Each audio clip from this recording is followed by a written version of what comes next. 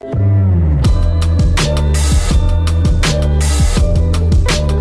everybody to DAT Poker Podcast, episode number 6 for September 26th, 2018. I'm your host, A. Schwartz, alongside, let's do it in different order today. T. Chan, how are you, sir? Doing good. I'm planning to chop firewood this weekend.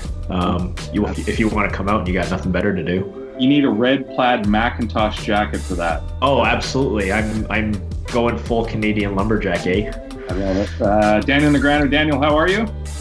Oh yeah, guys, how you been, right? I was just in Toronto for 4 days, right? So, holy crow, eh? Bunch of hosers down there at my draft, right? So, are we doing this podcast like Canadian version today, eh? We're going to, about 15 minutes, we're going to do it. Well, that's about 14 longer than anybody would listen to it if we did. in Canadianese. And our producer, Roscoe P. Coltrane. Roscoe, how are you? Canadian roots, yes.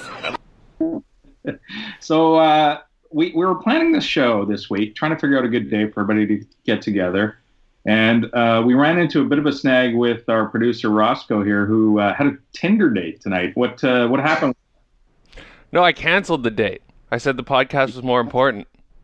Attaboy. And she took it okay? She was fine with that? Yeah, you gotta show her who's boss. Just be like, I have a life. Now, got a life outside of you, girl. Was it like a Tinder booty call, or was this an actual date? No, it was a date. You know, I was like, this podcast is more important than our potential future relationship.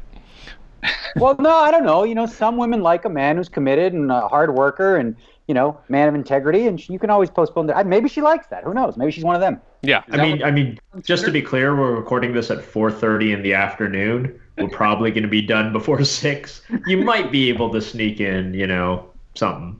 That's true. Okay. As a man who's been married for a long time, who's fascinated by Tinder, I need to hear some Tinder stories. Rod, do you have anything recently that was amusing on the Tinder? No, I mean, during the summer, it always kind of goes through a bit of a lull. There's definitely Tinder variants with the seasons, and September, the beginning of school starting, is big time. It's cuffing season. That's what the kids call it these days.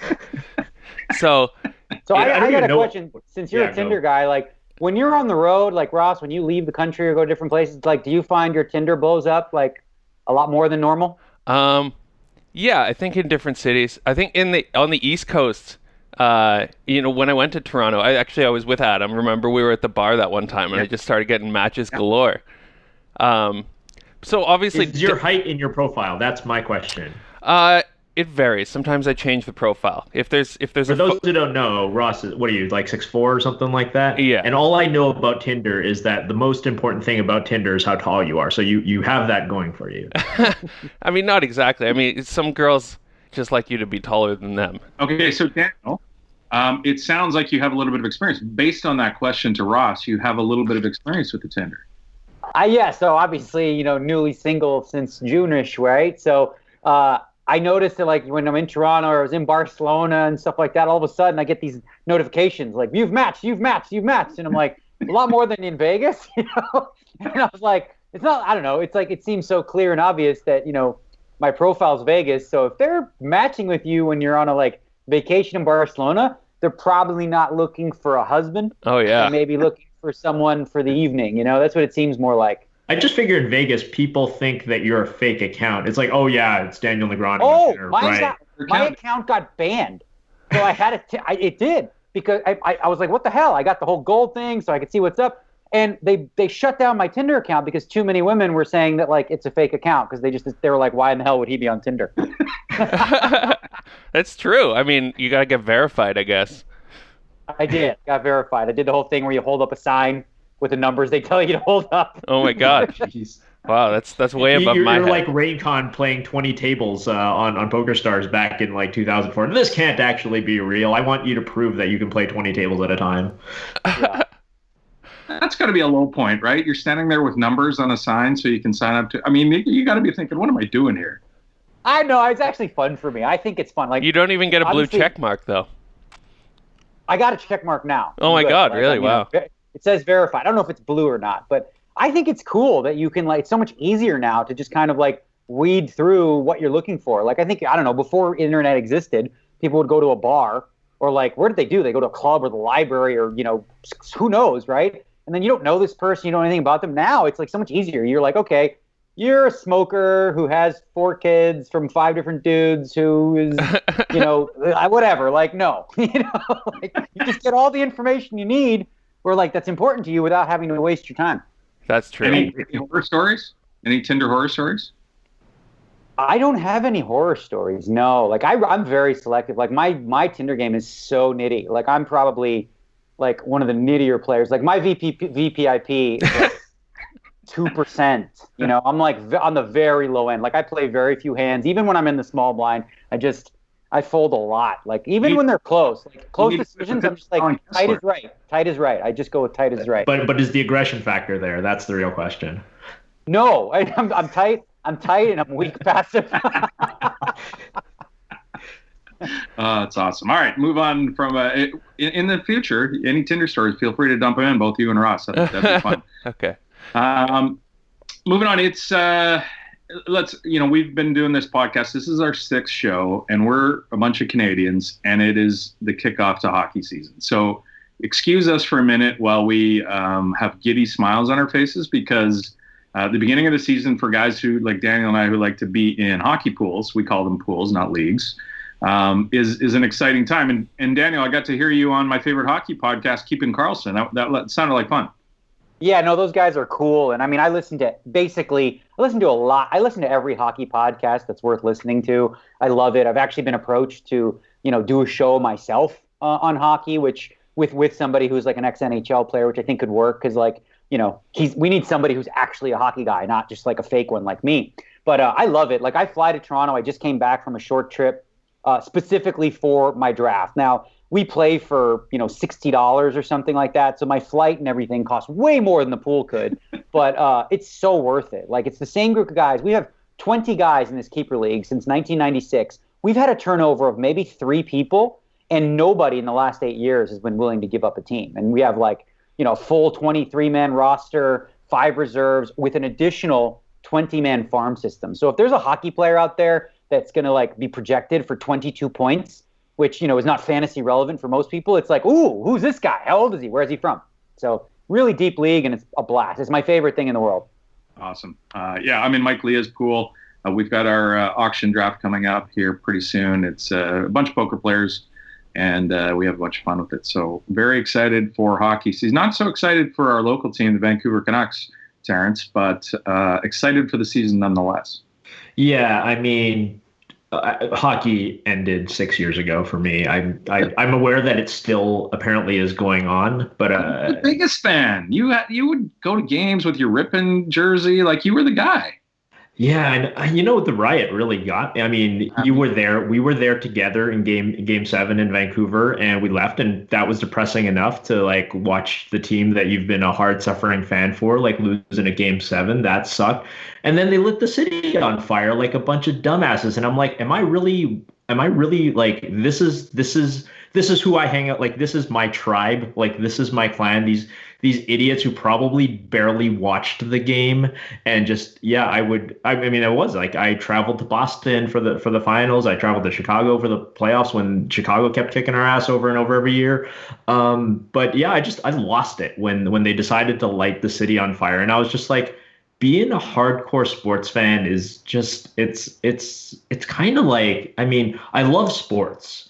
I don't know that I love being a sports fan, if that makes sense at all, because it is very tribalistic, and brings out a lot of good in people, but it also brings out like a lot of bad, as we kind of saw in 2011. And it's just like, there's like a car on fire 1 block from my house. Like, really, this is where we are. I don't know. Maybe the city doesn't deserve a Stanley Cup. Let's be fair. It's got a brand new shiny team. He's like all excited about it, and now you're just bringing him down. Well, I don't care about riots. I'm good with riots. I'm excited. The Golden Knights were brought together. This is almost the opposite story. Golden Knights are a fantastic story. You had something horrific happened in Las Vegas at the beginning of the hockey season. And then out of nowhere, this group of castaways and fourth liners from 28 other teams come together and make a run to the Stanley. That's uniting the whole city. That's the good part of it. I mean, I could certainly see where he's coming from. That's way better. I mean, no doubt. Will be interesting to see this season. I think the media has done a really good job of motivating Vegas because everyone assumes they did. Oh, this team, they started off great, but they're not going to make the playoffs. Oh, this team might make the playoffs, but they're not going to beat the Kings in the first round. Well, no, now they're playing San Jose. They're too good. They can't beat them. Winnipeg, they can't beat them. So it's they've had naysayers from day one and no one believes. And now everyone in the offseason is talking about, well, the regressions, they're not going to be as good. There's just no way. They're going to be a lot worse. The lucky season's over. So all that does for this specific team is it allows us in our pregame show to put up a really cool video sequence of all the naysayers that just rile up the stands and rile up the players. And you always want to be in the underdog role where people underestimate you. What's your prediction? How many 2 points? How many points? How deep a run in the playoff? What's your best guess if you had to peg the EV? How many points for the Golden Knights this year? Now, I think they're going to be a better team, but I think they're going to get less points. I think 109 points is going to be tough because that division's a little bit better with Calgary and Edmonton. So I'm going to peg them for 100 points on the dot. And I don't know. I think they're going to. I think they're going to have a tough going against San Jose now that they have Erik Karlsson. They got a really deep defense. So they might be in tough there. So, if I had to predict and be honest, I would say a second-round loss in a 100-point season. Pretty strong still. Love that Pacioretty signing. That's buying low. Fantastic GM pickup by GM. All right, let's move on from hockey. I'm sure we bored all the Americans to tears. Quickly, I want to mention that this podcast is sponsored by Daniel Negreanu's Masterclass. And if you haven't checked it out, masterclass.com. I want to say there's 30 plus world recognized leaders in their fields doing intensive training about the field that they're an expert in. Judd Apatow on comedy and all kinds of stuff. And Daniel, you were lucky enough to be chosen to do the poker series, 38 videos. A downloadable workbook. Can you just tell us about the workbook and the fact that there's a community there that they can upload videos to for yourself and others to watch? Yeah, so essentially what it works out to is it's about an 8-hour course, if you will, if you actually do it. The downloadable workbook essentially allows you to watch the video and then have in writing kind of what you just watched, as well as any of the hand examples that we went over. And you can sort of because for a lot of people, they digest things better in written form. So we offer a little bit of both. For the cost, I have to say, you will not find any. I mean, I'm going to say this without obviously it's my stuff, but I think the feedback's been pretty clear that you won't find anything remotely close to this valuable for the price point. Obviously, if you want to get really, really good, hiring a personal coach that's going to work with you online and charge you whatever it is, $100 an hour, you probably, that's worthwhile if you want to be a pro. But for whatever it is, the $90 package, which you have access to for a full year, plus, as you mentioned, access to all these other courses that I learned how to play chess a little bit from Kasparov in his course on there. So certainly worth it. And the feedback's been amazing. And the community within itself, you can watch a lesson underneath. There's comments and people might have questions and other people in the community ask questions, as well as about, I think 4 times a year or so, I'm going to do one-on-ones with some of these students, maybe small groups of 10 to 12, where I'll work with them directly. So there's all kinds of value within the site. And like I said, you sign up, you have a full year and you can rewatch videos as much as you want. Awesome. We've got a little bit of news. It was a little bit light in the news department this week. We've got some stuff.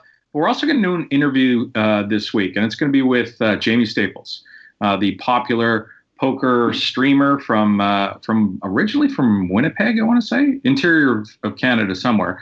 But he's living currently in London and streaming on Twitch for Poker Stars there. I think it's Lethbridge. Oh, Lethbridge. Okay. So we're going to jump in here, bring Jaime in, and have a chat with him. He's the pride of Lethbridge, Alberta. Ross, thanks for the clarification there. His name is Jaime Staples. Jaime, welcome to the podcast. Thanks for having me on, guys. I'm excited to be on the brand new DAT Poker podcast. This is great. Are you the most popular streamer from Lethbridge, Alberta? I think so for now, but my brother Matt is hot on my tail. So I don't know how long I'm going to hold that title.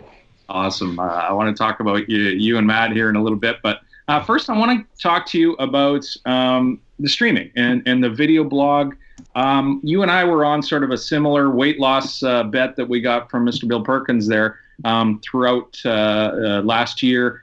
And it was fun watching you along the way because you were vlogging on YouTube and posting about where you were and some of your struggles that you were going through and how difficult it was. And it was like exactly some of the stuff I was going through. It was fun to watch. And then after the bet was over, it was sort of this, hey, where's the vlogs from Jamie? We don't see him anymore. What was happening there? Yeah, so it was an epic year, and likewise, I enjoyed following your journey. It's pretty crazy. So last year I was living with both my brothers and my girlfriend, and both my brothers, I think, were tired of traveling all over the place. They kind of wanted to stay at home a little bit and relax. So I lost my brother Chris, who was the videographer and editor for the vlogs. And then also it's just me and my girlfriend living together. So it's kind of difficult to create interesting lifestyle vlogs when there's only two main characters, you know? So it's on hold for now, but the channel's still there. I intend to do some things in the future, and it'll pick up again. Speaking of the channel, I was watching your vlog about the main event, the World Championship of Online Poker. You won 2 seats, two $5,200 seats in satellites, which was awesome. Caught that as well. And then you got it in a whole bunch of times. I got unlucky in the main event. I watched your highlight video there, which was hard to watch on some of those beats you were taking, especially with 1.5 million up top. But give us an update on your poker, what's going on. I understand you're in England right now. Yeah, I'm in Harrogate in the UK, which is fairly north in England. And yeah, focusing a lot on the stream and getting back into poker. With the end of the bet last year, for about 3 months there, it was very sort of hit and miss because a lot of attention went into walking and not eating and being mentally okay with all the stress, right? So I've enjoyed sort of grinding a lot more and streaming a bunch more, and it's been going really well. I had a good showing in Barcelona, and my W Coop was good and profitable. So feel like I'm making strides every day and just going to keep moving forward. Yeah, talk about your World Championship Online Poker. What you said mentioned it was profitable. Obviously, the two $5,200 seats are going to help. Did you have some deep runs as well? That did help for sure. So I started the series a week late because I got ill in Barcelona. So I was kind of brooding in my hotel room because I couldn't fly, ear infection stuff. So I was kind of watching everyone stream and so tilted that I couldn't play the series. But I got there for the second Sunday and managed to make a bunch of deep runs in the small events. Not huge money or anything, but I bubbled a final table in the PLO, 5-card PLO, I think it was, and stuff. But yeah, just got some reps in, and I feel like my game is stronger than it's ever been. So I'm really happy that I got to compete against all those beasts, and I'm excited to start the pressure-free grind now and get even better for Scoop and the PSPC, etc. You know, I got one quick question. I'm just curious because, like, when I hear you talk about poker, I hear like an enthusiasm and a zest for it. And I wonder, like, I mean, because you stream so much and stuff, like, do you go through periods where you have lulls where you're just like, you don't feel like playing, or do you just, and if not, like, how do you stay so, you know, uplifted about always learning and getting better? I definitely do. Yeah, I mean, there's periods where I'm not super motivated, especially with the stream, because it's not just playing poker. It's creating an interesting show. And it almost feels like cheating to just play poker without, you know, stream or make YouTube or anything. So I go through periods like that and suffer through it. You know, maybe I'll stream 2-3 days a week. But I just think it's such a cool opportunity. You know, I try and have perspective on I'm playing a game for a living, and people care how I do in that game for some reason. And that's amazing. So, like, let's try and do something special. And that keeps me motivated. You mentioned people care. What's your following like? How's it ebbed and flowed on Twitch? Give us a sort of a overall outlook at the people that do care about you. Well, I think longevity in creating online content is difficult. Like, if you look at streamers in other genres or even within the poker genre itself, people go through periods of ups and downs where they're really going crazy and then they burn out and things sort of fizzle. So it's definitely a difficult thing with creating content. And I've had periods of my stream doing really great, and then periods where, the end of the ultimate sweat, where, there just wasn't a lot of content on Twitch, and my audience definitely suffered. My current goal is to try and achieve longevity. So be able to have a consistency and not burn out, so that people can watch me years down the road and I'm still going to enjoy doing it. So that's kind of the plan right now. But right now, Lex is definitely the top dog for sure. He's absolutely killing it. His stream is so entertaining, and his community is bigger than we've ever seen on Twitch. So I look up to that and hope to emulate that. Yeah, see, part of what Lex has got going for him is he really puts a lot of like extra emphasis on the word fuck. Like when he says fuck, it's cool and funny. So like maybe as a Canadian, like one of the ways you can like have a niche is like come up with your own curse word that sounds as cool as Lex when he's cursing. I don't know.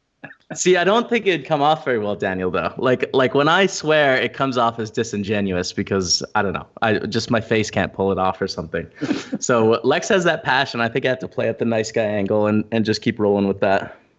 And do you think you have to shift? Like, it's interesting. One of the things, because I watch some poker streams, Jamie, and sometimes, it can get lost. And if you're watching a stream, you get attached to the person rather than the game, not as much, because everybody plays poker, and maybe I guess it'd be different for somebody who's just learning how to play poker. But for people who have played the game, you end up gravitating towards the person rather than the game a little bit. And I wonder if the streamers need to sort of shift the paradigm a little bit, and instead of continuing and doing sort of the same thing and hoping there's a fire lit under an audience to come over to see you. I wonder if there's other different things that you can do as a streamer to bring people over.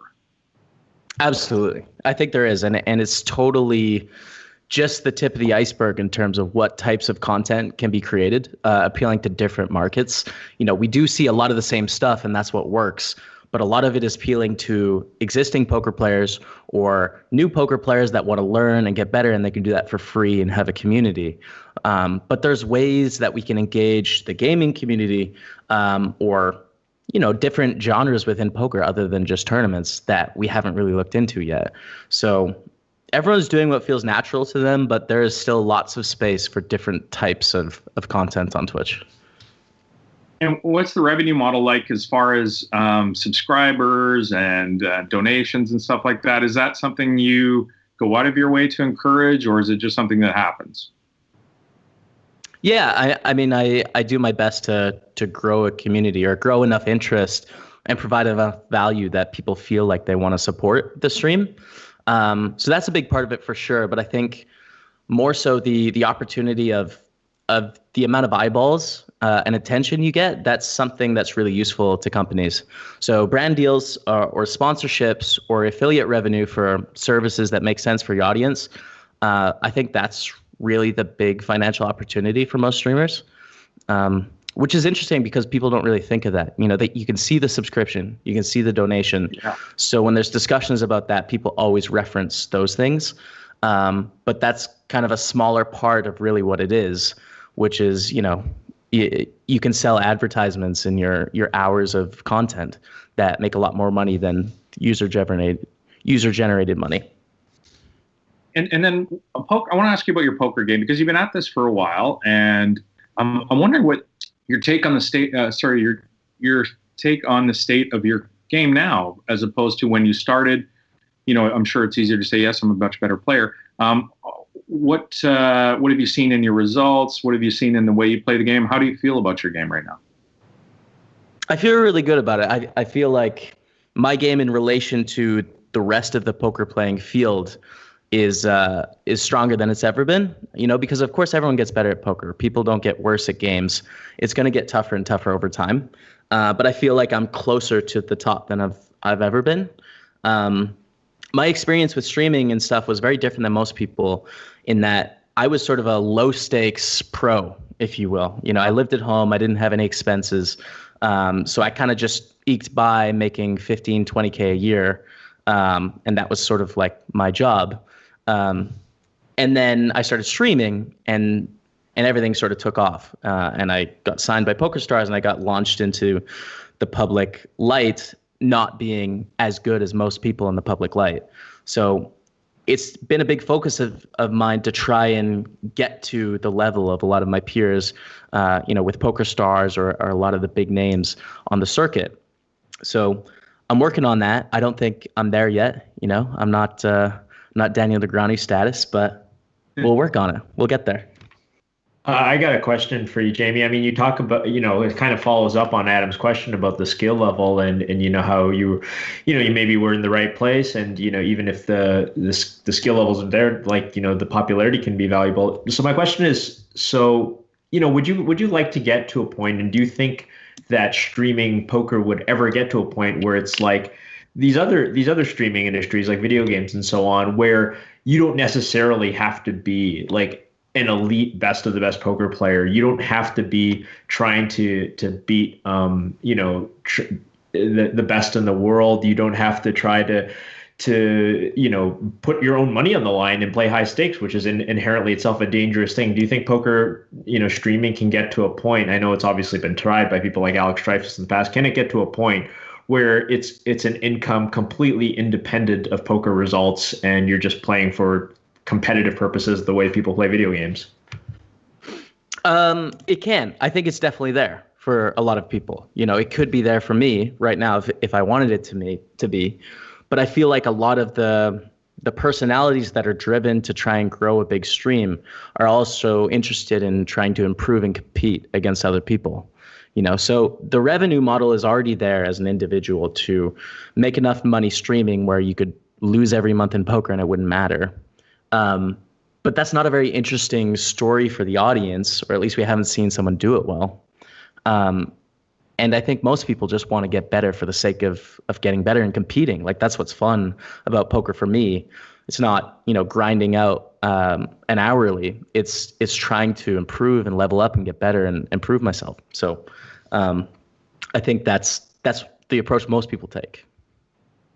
Talk about your relationship with Poker Stars, Jamie. You traveled to Barcelona. You mentioned you got sick there, so that wasn't a great trip, I'm sure. But they do, require you to go places and meet the fans and stuff like that. What is that? Is that a thing that you negotiate with them? You're happy to do it? It's something that you look forward to? Yeah, I absolutely love it. I mean, it's been so flexible over the last 4 years in that we have a conversation about what I'm working on, and then we sort of talk about, well, what would you enjoy doing? Because there's a bunch of different things. I could vlog exclusively, I could stream exclusively, and I could travel exclusively, or do a mix of all of those. So they've been really willing and open to try different things based on where my passion lies. And for the last couple of years, a lot of that's been travel, because I hadn't left, very far away from Lethbridge, Alberta when I started this whole thing. So I wanted to see the world and experience that. So I did a lot of that. And I think in the future, it'll probably shift more towards, all right, I kind of want to grind a bit more and try and grow the stream to be huge, which might be less going to events and less time off the stream. So it's very flexible, and it's been a really sort of easy and enjoyable experience. I want to ask you about streaming and the content, and you mentioned grinding.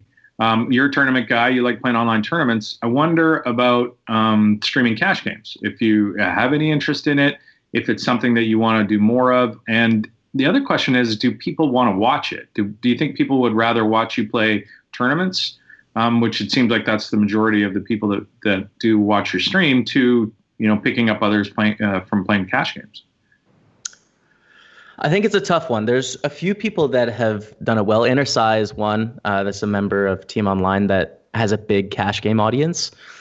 The thing that's difficult is there's such a great story arc with tournaments. You can hop in, you're in a journey, there's going to be a definite winner, and then it's over and the story ends, and that's fun to watch and interesting.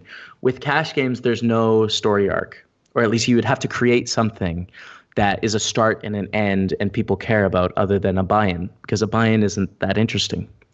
So I think there's possibilities for creating challenges, like ladders or aggressive bankroll management, where you move up and down quickly or something that could be engaging, but nothing anyone has tried yet sort of rivals the normal tournament excitement. And that's very much how I feel in my poker game too. Like I just have less fun playing cash games because there's less opportunity. Even though the EV is the same, it's less exciting to me. Okay, I want to ask you for some recommendations on some streamers that we might not have heard of. Just FYI, a bunch of my friends are always like, "Oh, you know who Jaime Staples is? Have you met Jaime before?" Like they come up to me and they're fans of yours, and a lot of them are looking for other streamers to find. And I wonder if there's some guys out there that you maybe know of or watch that don't have huge followings that might be really good to watch. Yeah, I got a few. So, I mean, most of the Team Online guys are really known. I got to throw a plug for my brother, Matt. I mean, he's my brother. He's absolutely killing it. So you got to check him out. He is not just my brother. I think he started off that way in the Twitch's world's eyes as like sort of my brother streaming, but he's got his own thing going. He's got his bankroll up to 60K and he started with like $20 or something. So he's doing really well. And I think he's a great stream. Arlie Shaban, always a great guy to watch. So much fun. He was on Big Brother Canada with Kevin Martin, and just an awesome personality. Recently signed with Run It Up, and just a really funny and fun stream to watch. And the third one, I'll give you three, is Ryan Schoenbert. I don't know if I'm saying his name correctly, his last name. He's a personal friend of mine and Kevin Martin's. We used to hang out a bunch in Calgary. He used to play the live games, and he was a crazy live game player. You know, he would spew around in huge pots and 2-5. I was thinking, who is this crazy guy? And now he's streaming tournaments on Twitch. So he's sort of taking that and switching it into the online realm. So you can see someone shift from live to online. And that's really interesting, I think. So check out those guys if you're looking for someone.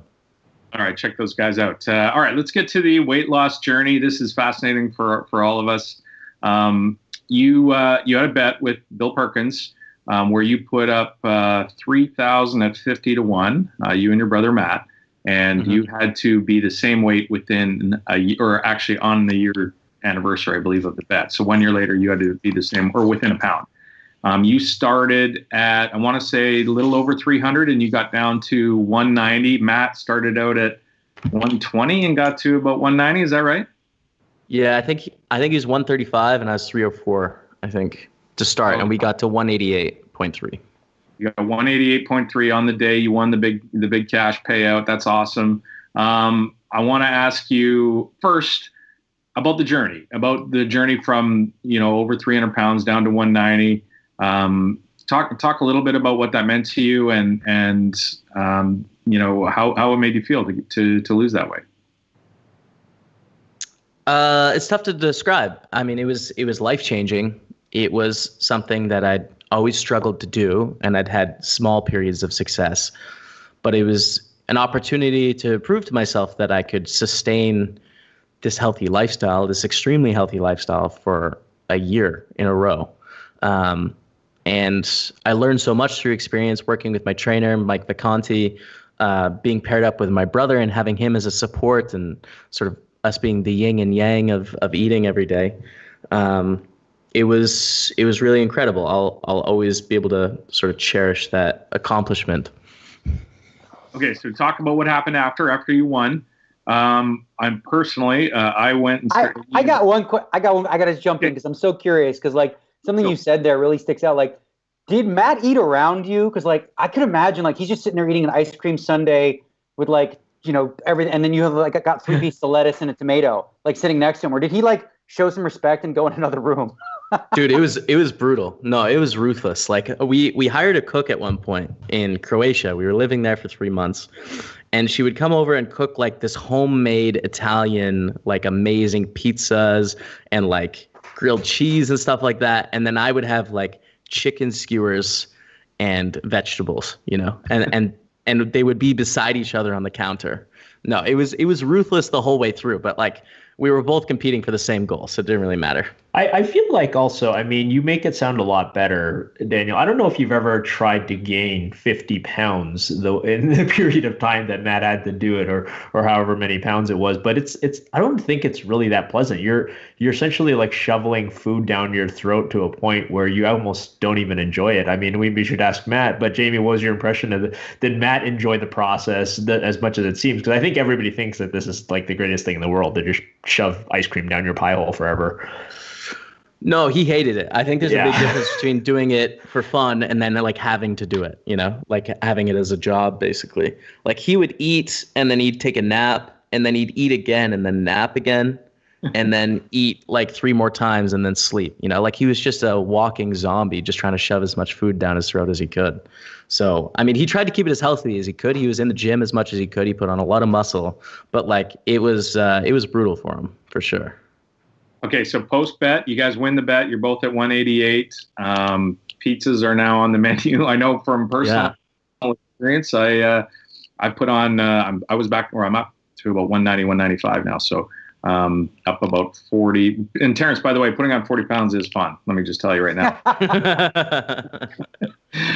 Beer and such is fun to drink again. But Jamie, talk about your experience after the bet. You've been how long? A few months now. 5 or 6 months.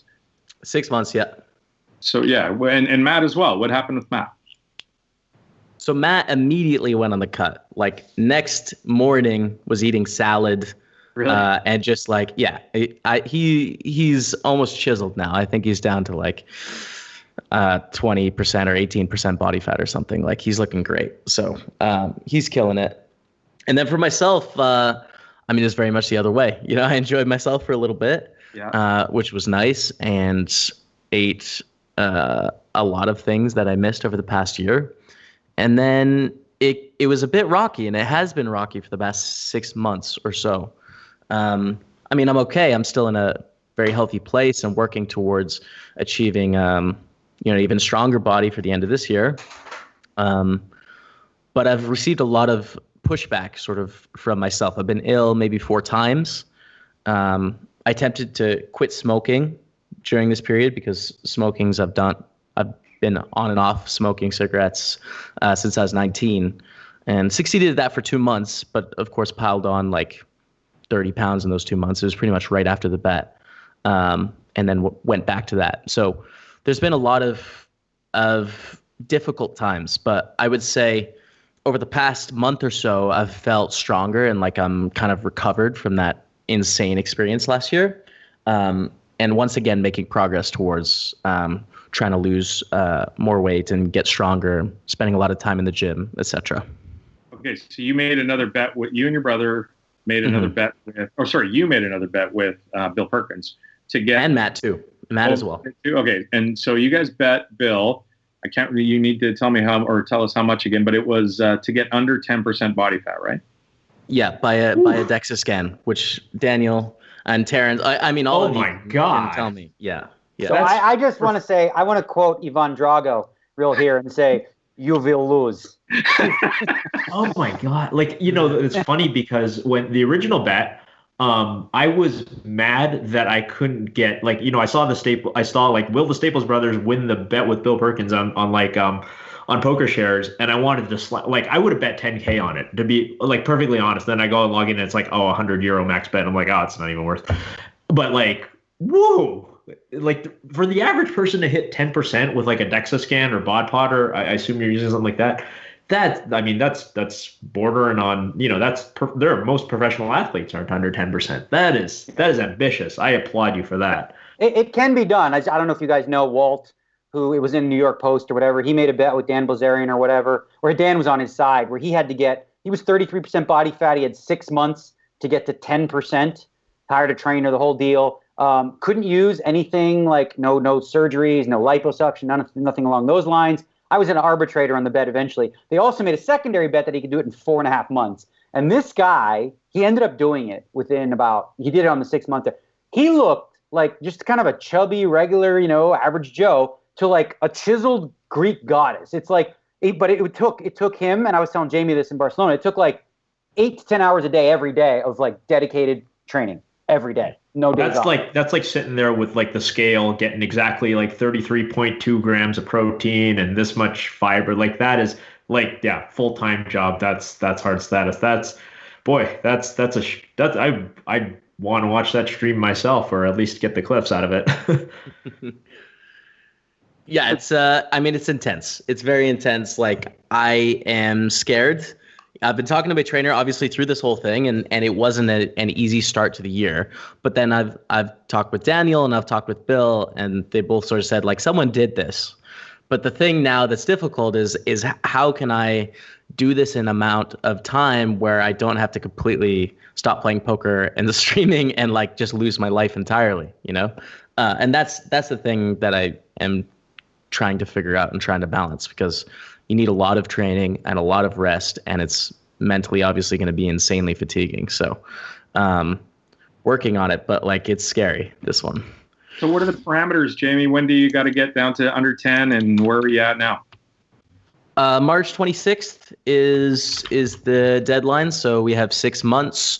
Matt is obviously in a really good place, but I'm not as good. I don't know for body fat. It's been a while since I got one, but I think I'm sitting around 230 right now, a stronger 230 than I was at the end of the bet, but still, a long way off, because I'm assuming I'm going to need to be like 170 or 165 sorry, I or something. missed it. If I missed it, are you getting odds of what's the dollar? What are the dollars here we're looking at? 3 to 1. 3 to 1 Okay. was the start of the year. So 50K to win 150.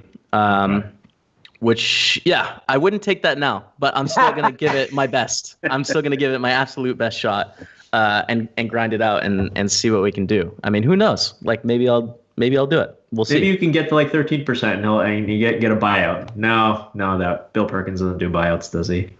You will lose. Yeah. That's a tough one. I don't want to be as harsh as Daniel. You guys are mean. I'm not mean. I'm being real. Daniel's being a jerk, saying he's gonna lose. I'm saying it's hard.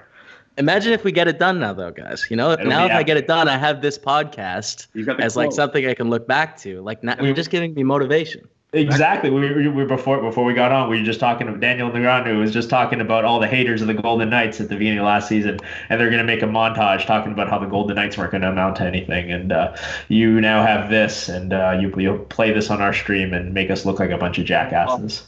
I really wanted to do that last year, at the end of last bet, because the beginning of the bet, it was just constant trash talk, and I get it, right? A guy, 300 pounds, talking about how he's losing weight. There's a lot of haters on that, but I was just like, okay, maybe I shouldn't make a 3-hour slideshow on all the hater comments from the beginning of the year. I should probably just be better than that and keep moving. But yeah. Well, the clickbait is going to be hilarious if you do make it, Jamie, because you're going to have like a Daniel Negreanu talking head saying "you will lose." Yeah. On your stream there, that'll be good. All right, Jamie, thanks so much for joining us. Really appreciate it. Give us the where to find you on Twitch, where to find you on social media. Twitch.tv/PokerStaples. Same thing on YouTube. I'm either Poker Staples or Jamie Staples on all the social medias. Try and put out as much content as I can on your favorite platform. So just look me up and search me out. It's spelled like Jaime Staples for some reason. My parents really went weird with that one. So how many viewers they've cost you in search engines? Like, yeah, I don't know the plan, but that's it. Yeah, come hang out if you want. And guys, thanks so much for having me on. This was great. Awesome. Thanks, Jamie. Really appreciate it. Good luck. See ya. Okay, that was fun. He's got a tough road ahead of him for sure to get down under 10%. Terrence, what are you? What's your body fat? I haven't had it done in a while. I think it was like 14, maybe the last time I did, maybe 13. I don't know. It's well, I mean, that's like, yeah. I mean, I feel like I could probably get to 10 and it would be like a crap ton of work for me. Starting, and then I'm not starting at, I'm guessing like Jamie's probably at like 25 or so like that. I think it would be more work than I would even want to do. It would probably affect my, performance MMA wise too, because like you're sitting there, like I said, like weighing your lettuce on a scale. It's not really that great for performing in a high intensity sport. I mean, I could get there if I was really motivated, but I don't want to. I would not be a happy person at 10% body fat. Oh, I got to tell you. So, I mean, I like I said, I think he will lose. But, like, he's doing it on a DEXA scan. And for any of you who've used calipers or InBody or whatever, like, whatever you think your body fat is on a DEXA scan, at about 7 or 8%. They count visceral fat that you don't even see, like stuff around your liver and all this kind of stuff. So, like, that's the dangerous stuff. The reason they do that is because the fat around your liver and in your organs is more dangerous than the fat you see on your skin. Yeah, I just remember the first time I did, because I do InBodies regularly at the gym, and I remember like going to get a DEXA, and I was like, "Your shit's broken." You know, like this is wrong. Like what the fuck? I saw that video. You were furious, Daniel. I had a perfect week. I ate a perfect week. I did I did everything exactly right. And it's like, but the DEXA scan can be faulty because I did go back 5 days later to double check. And in 5 days, the DEXA said that I'd lost 4 pounds of muscle, which even if you tried to do that, you couldn't. Like, even if you just sat on the couch and ate bonbons and did nothing. I was at the gym every day working out and eating lots of protein. But like there is a margin for error with those things that definitely came up in the bet, which I had with Walt, because I probably spent 50 hours being an arbitrator on this bet because this guy was convinced that Walt cheated. And by cheated, I mean using sort of like a lipo or getting some drugs that he wasn't allowed to have because they had very clear stipulations. I ended up ruling in favor of Walt because the evidence that this guy had outside of the DEXA showing there was like a 5-day period where there was like kind of a 7-pound fat loss. But that's not enough to just like disqualify him or like say that he's cheating. But it was really fascinating, probably like annoying after a while spending 50 hours on it. But yeah, I mean, the DEXA is not, it's infallible or fallible. It's definitely not perfect, and yet it's still actually the best we have, is my understanding of the research topic. There's no perfect, like these things are affected by everything, even how much you move while you're on the scale. So yeah, I mean, if it comes down to a point where Jamie is like 10.1 on the thing or 9.9 or something like that, they may want to, run it twice, run it 3 times or something like that for sure. But it's, yeah, the guy at the gym who puts the calipers on your body fat, who tells you that you're, 16% or whatever, that guy's lying. Unfortunately, sorry. Yeah, that's nuts. 10% is really, really low. Just Google. I mean, just like go Google like body fat percentage and then click on the images tab. They will show you what 6% looks like, what 10% looks like, what 15%, 20% looks like. Like 10% is basically like 8. You have an 8-pack. That's what that's at. Yeah. Let's move on. Let's get to some news.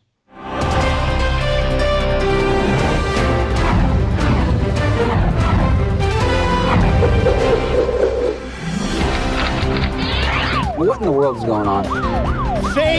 Fake, disgusting news. All right, the first thing I want to get to, there is some stuff up on YouTube. Now, this is the television coverage from the $1 million buy-in cash game at the Triton Poker Series in South Korea. There's some really interesting hands here, and the video production is fantastic. For anybody who hasn't seen the Triton Cash Series, go on YouTube and check it out, search for it, because they do a really, really good job. And I don't know if you guys watched any of this, but I powered through a few of the video clips because I would love watching these high-stakes cash games. They're fun to watch for me. And just to give you guys a little bit of a background, if you didn't see it, or those out there who haven't seen it yet, this is a bunch of, they're held all over Asia. This one's in South Korea in conjunction with the Triton High Roller Poker Series Tournament Series. This is their televised cash game. There's some Asian businessmen, some casual players. Maybe they're not so casual. We don't really have a lot of background on them, on some of the guys, but they play at nosebleed stakes, and watching these guys play these hands is so much more fun than watching some of the online wizards sit down and play, cash games, because it's, 3-bet, 4-bet pre, and there's a little bit of stuff heads up. But these guys play like, they'll call raises with the queen 3 of spades under the gun and do all kinds of stuff that's like watching, like Daniel, it's like watching some of the high stakes poker stuff from 10 years ago that you played in those games. That's exactly what I was going to say, is that it's reminiscent of the earlier days where people would like be on a, on a stream or a television show and just gamble it up and not worry about whether or not they're getting like, if it's a correct play or not. They're just there to like have fun and gamble. And I think the key reason why these things are so well received is the numbers, right? People love it. Like, no matter what you're doing, if you're doing something and you're gambling $10 million on it, people are intrigued. And this to be said, like, because people always ask the question, do you think it matters what stakes people are playing if you're watching a show? And I'm like, yes, it matters a lot. Part of the reason high stakes poker, aside from the drama and the well-produced show that it was the fact that, people saw bricks of cash, which was Maury's idea, to give it a little bit more wow factor, playing, $1 million pots. People just are, their jaws drop. Yeah, Maury's idea was having sick. that cash. The bundles of cash was fantastic for television, and those high stakes poker games are still fantastic to go watch. There's a YouTube channel for high stakes poker now if you want to go watch them. But one of the things that it struck me as was with the Triton High Roller Series, or the cash game, was it's different than those high stakes poker episodes, Daniel, because you guys were all sort of not, I wouldn't say you weren't new to high stakes poker or anything, but the game hadn't evolved like it has now. So everybody was a little bit in the same boat. There was the ability sort of between the first player and the last player was pretty close, where it's a lot different now because you have these savants that know the game and have played so many million hands and play fantastic and at the top of the food chain, playing against these super casual guys who will just have like 100% c-bet frequency and doing all kinds of stuff that we used to do 10 years ago. And then you drop these savants in and they're playing against them. And it's really, it's like that old argument about, different players in sports playing in their other era. So, what would Wayne Gretzky play like in the 50s, or what would Sidney Crosby have done if he played in the NHL in the 90s? Well, it's kind of it's like watching that. I'm not so sure that that's 100% accurate because, sure, while, the savants today are better than the best players back then, the discrepancy between the best players back when high stakes poker and the worst was very vast because the bad players were so much worse. Like bad players today, or whatever you want to call them, they're dangerous. Like they're tough to play against in a lot of spots. They're a little more tricky. Like a lot of these guys that you may, quote unquote call, fish or whatever, some of them are like, when they have their moments, they can run over a table and actually, by accident play really, really well. And also can be very, very confusing for a guy. If you're a solver studier where you're studying, game theory optimal plays, and these guys are throwing shit to you've never seen before, you might not have actually done the math on those in terms of how do I actually approach a 3-bet that is 50x my original raise? What's my calling range in that spot? I don't know. So talk about that. Now, who were the worst players back in the high stakes? I mean, this 10 years ago. It's not really calling anybody out. I mean, they've obviously come a long way from there. But who were you sitting down at those tables and just licking your chops over? Well, I mean, we had, without naming them, we had restaurant owners and we had guys who, really did just come from the business world or from, the movie world. And honestly, a lot of the pros, I didn't even play well during that show because I was losing every hand and steaming and tilting.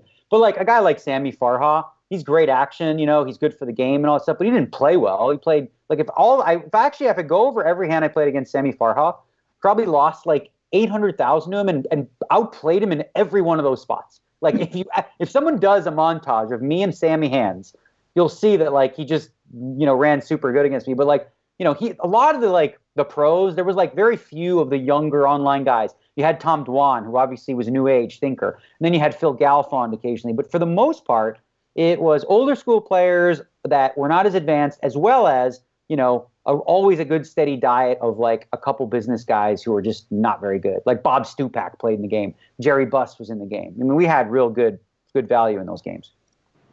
One of the things a couple of my favorite moments, there's a bunch. I was a huge fan of that show. One of them was Haralabos playing against Helmuth. And then one of the other great moments of that show was a hand with Patrick Antonius and Sammy Farha. And those guys got I want to say it was, 500,000 or 600,000 in the middle with King High versus Queen High. And Sammy makes a great comment. He says, "Send us another Patrick." That was the best. It was just so great. I mean, I don't know. I hope everybody's seen those shows, but if they haven't, go back and check them out. But some hands, on my grid. A couple of interesting. One of them, this is from the Triton series that was on YouTube this week. Tom Dwan, who everybody's wondering where Tom is. Well, he's been playing in Asia for a while, and he loses 1.2 million US all in pre against Paul Foy, and basically gets it all in. He has ace queen. He gets it in against two aces pre-flop, and then just stands up and goes, "Yeah, I'm going to go play short deck now. See you guys," kind of thing. And it was just it was one of these things where how do you lose 150 bigs pre with the ace queen off? And I guess Tom's reputation probably has a lot to do with that.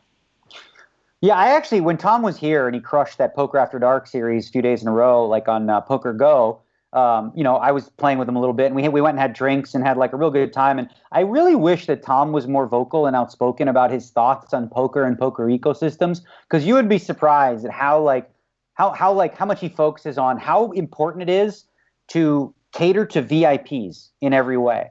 And part of that means doing stuff like that, right? Like, I don't think that he makes that play because he thinks it's like, the best play. I think part of it is just like maintaining an image, making the game fun, not necessarily winning all the money in one session. The old Amarillo Slim quote, you can shear a sheep many times, you can skin them only once, which is gross. But but I think like, this doesn't really surprise me. Like, Tom is in those games, $1 million in those games really isn't like outlandish. There are times that I've heard, you have a good week, you can win 20 million US in those games.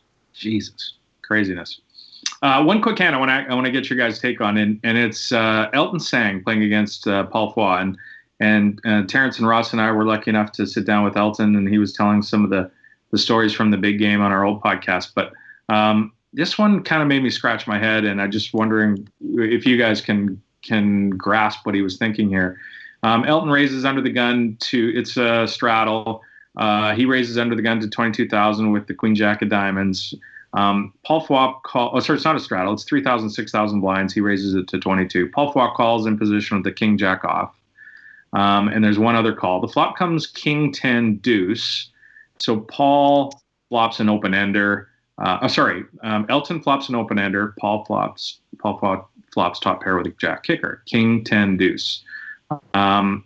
Elton bets 45,000. Paul calls. The other guy folds. The turn is another deuce, so it's King 10 deuce deuce. Elton again has Queen Jack, so he's got an open ender. Bets 90,000 on the turn, and Paul calls again. The river's another deuce, so it's King 10 deuce deuce deuce. Elton checks.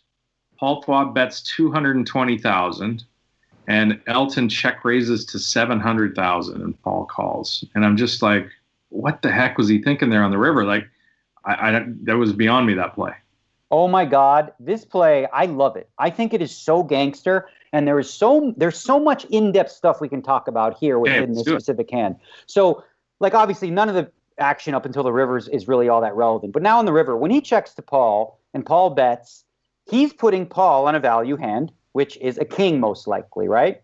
So when he check raises all in on this river, he can have ace deuce suited, he can have pocket tens, he can have pocket aces, he can have one combination of pocket kings as well. Paul doesn't have as many of those. I mean, I guess he could. So here's the thing. Like, if you're Paul Foy, you block a king, so he's not check raising with the same hand. If you assume he has no bluffs, like if he doesn't think that there's any bluffs here, how the hell do you call with a king? The hand that he chose to do this with, I think, is the perfect hand. He has Queen Jack, which blocks King Queen, and it blocks King Jack, which are two very likely hands that Paul could have.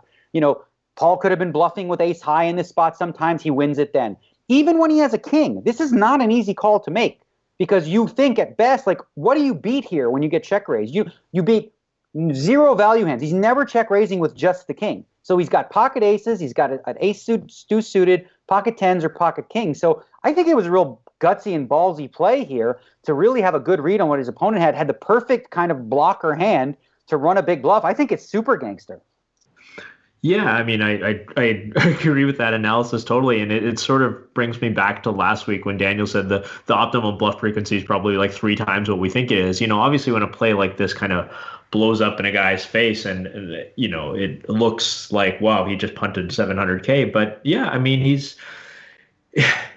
presumably he's going to make this play with pocket aces at least some of the time, and so there's got to be mixed bluffs in there, and then you have to think about, well, what are those bluffs? It's really hard to actually think of a hand where he goes barrel check, that is, or just barreling flop and turn, that doesn't involve, other than Queen Jack. It's hard to think of himself as a spot to get there where he goes bet check and then check raise bluff other than Queen Jack, because like what else sort of can he have to bluff in those spots? Like other pairs he probably shuts down further. If he's got like jacks, he's checking and like throwing up on the river and maybe crying calling and stuff like that. So yeah, I mean, in a sense, like Queen Jack, like it's blockers, like Daniel said, blocking King Queen, but it's also the fact that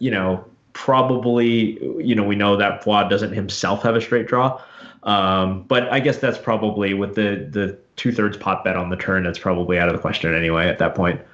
So there's something else that's really interesting that, we can sort of like theorize is that, a solver in this spot, if you're Paul Fua, often what a solver will show or what it will output is calling with hands that are weaker than better. So for example, not specifically like this is true in this case, but in some cases, for example, let's say it was king 10 deuce deuce without the river deuce. In this case, sometimes if you have an ace 10, that's a better hand to call with than something like a king jack or king queen. Like there are certain spots where a solver will tell you that a weaker hand is better to call with because it blocks one of the hands that your opponent's representing. This might not be the perfect example of that, but that's one of the things I found interesting in my study is how in certain spots blocking the top pair card isn't necessarily as good as blocking the middle paired card or whatever like that. So a solver may recommend call with ace 10 and fold ace king, which is not, like I said, not going to be the case here. But that's a really fascinating thing that I think a lot of like the high end players understand now, and that's why you're seeing a lot of these like crazy calls now in a lot of cases when there are big bluffs on the river. Because this is actually, it's not an easy call. Like, I mean, really, if you were Paul Fua, are you really happy about getting check raised to 700K? Like, you beat nothing, right? Okay, but what about the fact that you're check raising Paul and asking him to lay down a king? Most likely, is that something that should go into the consideration about making that play? Well, I mean, obviously he thinks Paul Fua is capable of doing that. He also thinks that like Paul maybe doesn't always have to have a king, that maybe he turned like ace queen into a bluff, or I don't really think there's a lot of bluffs that Paul plays this way, especially with the bet size at 220. So I don't know. I think you're right. I think he's basically just trying to move him off a king. It just looks so credible as a line. Like if these whole cards are face down and we watch the hand, we're like, oh, a king's no good. Like that would be your first instinct is like, wow, there's no way a king is good here. Would you fold it though? That's the question. And Paul said no. Go. All right, let's move on. The 28th annual WRGPT is open for registration, and I'm curious as to if Daniel knows what the WRGPT is. Is he phoning a friend? Is that what just happened? I think that's like a World Rec Gambling Poker Tour thing. Hey, pretty darn close. The World Rec.Gambling.Poker tournament. That's what I meant. Yeah. Yeah. So, I mean, of course, I knew that Daniel was going to know this because he was on Rec.Gambling.Poker in the late 90s, getting into fights with people. Steve Badger, David Sklansky, and Mason Malmuth. Those are like the most active people. And that guy that used to talk about cheating all the time, Georgia, Russ G. Russ G. Hey, you forgot Abdul Jalib, which was a fake name of a mid-stakes grinder in the Bellagio that I think. Yeah, I remember him. I used to play 8160 Hold'em with him back in the day. Yeah. And at the beginning of online poker, I believe he was Angelina on Paradise Poker, right, Terrence? Yeah, I mean there's some complicated things with Angelina that I don't know if I'm supposed to tell people about that, but yeah, I mean. It's safe to say that Angelina was not really a super hot Slovenian model who destroyed people at 2040 limit hold'em high stakes back then. Nice. But so you're signing up for the. Have you been in all 28 of these turns? Oh hell no! I mean, it's 20. I mean, I'm only 37. I didn't start playing poker when I was 10. As cool as that would be. No, I've played. I mean, I probably played 5 or 6 of them. But okay, for those who don't know. People have probably heard of chess by mail back in the day. You go in and you'd be like, okay, moving my pawn, mail it in, wait for the other guy to do something. WRGPT is essentially the same thing. You sign up by email, so it runs a little bit faster. You usually, when the action's on you, your table has to sit there and kind of wait for you. You can advance action, you can advance fold, you can advance raise or whatever, so that makes it go a little bit faster. But it's probably, I mean, at this point, 28 years, it's got to be one of the longest running tournaments out there. I mean, how many other tournaments have been around for over 28 years? So it's a tournament by email. You email in your fold raise when it's on your turn. Yeah, exactly. You're just, we're starting to, I think they actually emulate the World Series structure.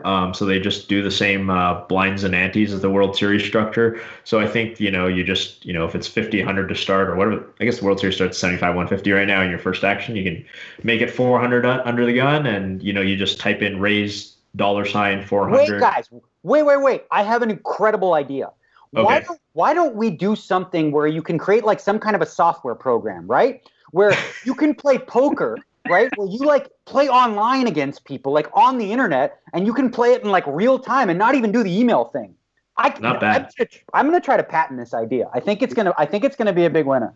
What are we going to call it? Poker Stars. Why not? All right. If you want to head over to WRGPT and play the old style way, head over to WRGPT.org. You can sign up there. All right. Let's get on to some emails. That right there is the mail. Now let's talk about the mail. Can we talk about the mail, please, Mac? I'm dying to talk about the mail with you all day, okay?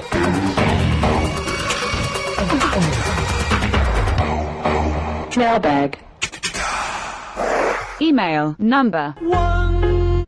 Troy in Houston writes, my subject today is PLO. I have a question. Is it always a must to bet pot on the turn when holding the nuts? I found if facing two opponents, you're often a dog in these spots. Recent extreme example from a PLO game, I'm holding 10-10, 8-8 double suited, 6 to the flop, which comes 10-9-5, 2 diamonds. He does not have diamonds. It's checked to me, and I bet pot, 2 callers. Turn is an offsuit 4, so it's now 10-9-5-4. I have the nuts with no flush or straight draw. Everybody's pretty deep, about 400 big blinds. I obviously don't want to give a free card. However, outside of the board pairing, every single other card in the deck puts a straight out there. These guys aren't likely folding combo draws, and there are lots out there. If river doesn't pair, I won't know what to do if either opponent pots it in front of me. What are your thoughts on these spots? Is it mandatory pot on the turn when holding the nuts in position? I can't imagine ever checking behind. What about betting smaller, quarter pot? You might be inducing a semi-bluff and try and get it in. You're still in the position of holding on. Thoughts, guys? Yeah, well, I think it's mostly a mistake to ever think that you always have to do something in a certain spot. Because like poker today, you have to think about frequencies, and you have to ask yourself, okay, if you're betting pot with the nuts, what else are you betting pot with? Are you betting pot with bluffs as well? If you have no balance in that spot, you become very easy to play against once people realize, oh, he bet pot, that means he's got the nuts. Oh, he bet half pot, that means he has a draw. So you have to basically kind of construct ranges in such a way where you say like, right, what else am I betting here for pot? And there's also something that really came up here that reminded me of a hand I played against Phil Galfond years ago, where it was a heads-up pot, but it was like one of these boards that were crazy like this, like a king, jack, 8-6 with 2 flush draws, right? And it was checked to him, and he checked back. Oh, no, sorry. He checked, first position with the intention of – so he checked top set of kings because he realized that bloating the pot in this spot, there's not enough safeguards for him to, like, bloat it. So he can get the check raise in, obviously, but, he was thinking in terms of safety. Now, when you're in position in this spot, it doesn't make a lot of sense to check. But overall, I mean, if you're betting pot only with the nuts and then betting quarter pots and half pots with weaker hands, you're going to become too easily read. So on this turn, though, once you get a bunch of callers, as you said, a lot of people are probably not going to fold. So I think it's fine to go ahead and try to get max value and just pot it and hope that, well, but the thing is that's dangerous too, is you mentioned everyone's 400 big blinds deep, right? So if you're playing with really good players, when you bet this pot and they call, like, they're going to bluff a lot of cards too. So when they hit, they're going to bet and then you're going to have to fold. And when they don't hit, a lot of time they're going to bluff you too. So it's a tricky spot with such a draw heavy board. I mean, I'm not sure of this. I don't think it's wrong to have some percentage of checks in your range here with even a hand as strong as the absolute nuts.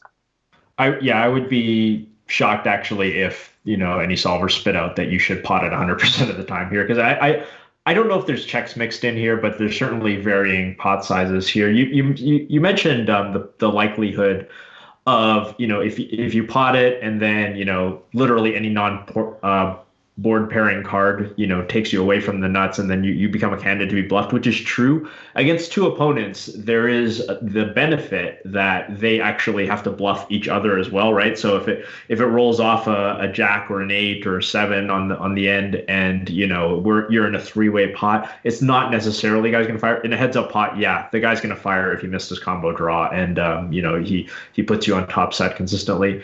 Important thing to keep in mind here is, any non-straight card or non-board pairing card is, takes you away from the nuts. But the thing is, you have to work really hard to construct a situation where you're not actually an equity favorite against two opponents. With 10-10, 8-8 too, you've also got 2 8s in your hand, so those are 2 8s that are less likely to come.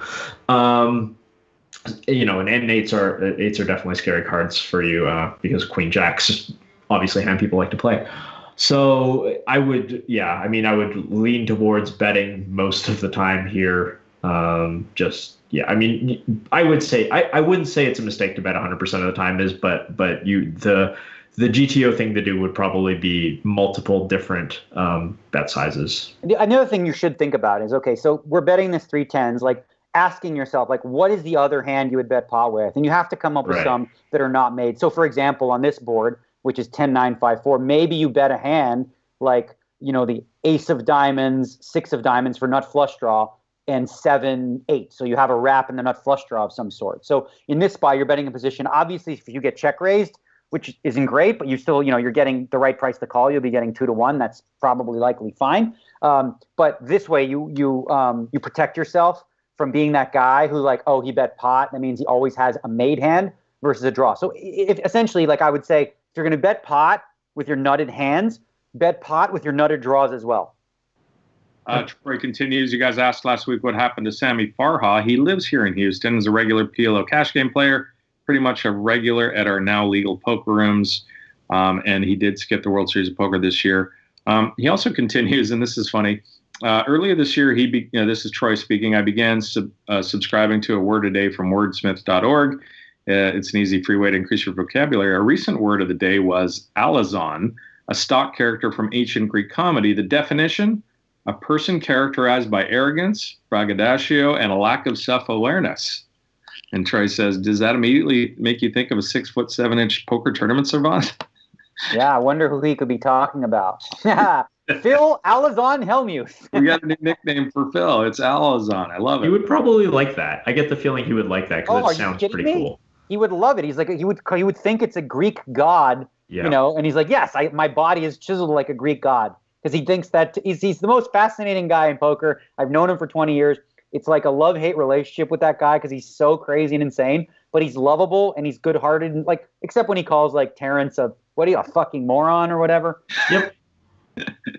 Oh, that was hilarious. What do you mean? That was fantastic. Oh, that was great. That was, you Google my name. You were a moron on that hand. You were a moron on that hand. So he was right.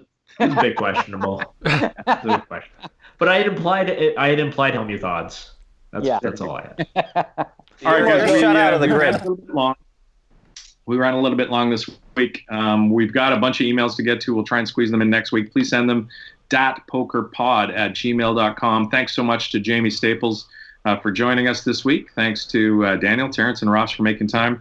Appreciate it. And thanks to you out there listening. When Ross puts out the tweet, follow us. First of all, follow Ross at Producer Ross. I got it now, at Producer Ross, right? Yep.